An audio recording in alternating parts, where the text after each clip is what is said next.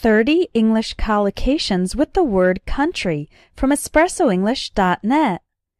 Let's learn some collocations, words that commonly go together. You can also learn more of these in my ebook, 1000 Collocations in 10 Minutes a Day. Click on the link in the video for more information. You can describe a country based on its climate or temperature. For example, a tropical country is hot and humid, near the equator. The opposite is a cold country, and a temperate country is in the middle. A temperate country has mild weather and/or 4 seasons.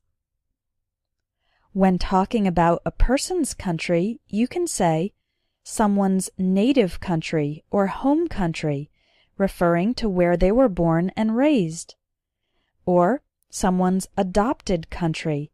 That refers to where they have chosen to live long term. For example, my native country is the United States, but my adopted country is Brazil because I've lived there for many years, and I feel like it's also my home, even though I wasn't born there. We also have the expression a foreign country, which simply means a different country from the one the speaker lives in or the conversation is based in. Note that the letter G in the word foreign is silent. You can also talk about a neighboring country. That's a country that is right next to another one. Canada and the United States are neighboring countries. Or a distant country or a faraway country, like the US and Australia, which are far away from each other. When talking about how advanced a country is, you might hear these terms: a developed country or a first world country, meaning a country that is stronger economically and has a higher quality of life. A developing country or a third world country refers to a country that is weaker economically and has a lower quality of life. The best terms to use are developed country and developing country, since the terms first world and third world are considered rather out of date. However, some people still use them. Here are more collocations specifying a country's economic or political system.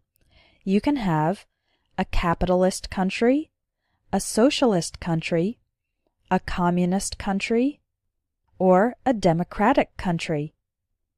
If a country is ruled by a king or queen or a royal family, then it is a monarchy. If a country is ruled by a dictator, a single person with absolute power, then it is a dictatorship. Both of these words are nouns used alone. We don't include the word country after monarchy or dictatorship. You can also describe the official or main religion of a country. For example, a Catholic country, a Muslim country, or a Buddhist country.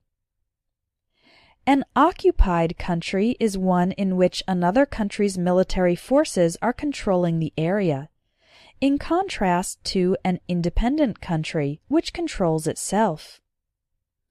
Let's look at some verbs. The leaders of the country govern, rule, or run the country. The word run is the most informal, talking about being in charge and controlling things.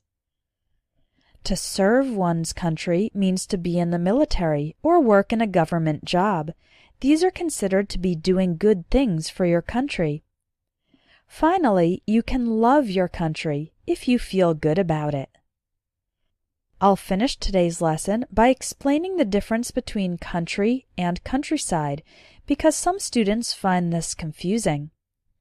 The word country has multiple meanings. A country can be a nation, such as Japan, France, or Ecuador. All of the examples I gave in this lesson refer to this definition of country.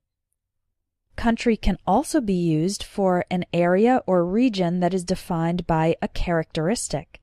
For example, this is hunting country, meaning an area where people hunt. It doesn't refer to the entire nation, just one region. Another example is this: my relatives live in Bible country, referring to an area where people are Christians and believe strongly in the Bible. Finally, the word country can also refer to a rural area, an area where there's a lot of nature and few people living there. For example, we own a house out in the country. Those are the three possible definitions of the word country. The word countryside refers only to the third definition, a rural area. So you could also say, we own a house out in the countryside. It is also correct. If you'd like to learn more, click on the link in the video to check out my ebook, 1000 English Collocations in 10 minutes a day. It has short lessons and quizzes to help you learn new expressions every day and expand your vocabulary. Thanks for watching, and I'll see you in the next lesson.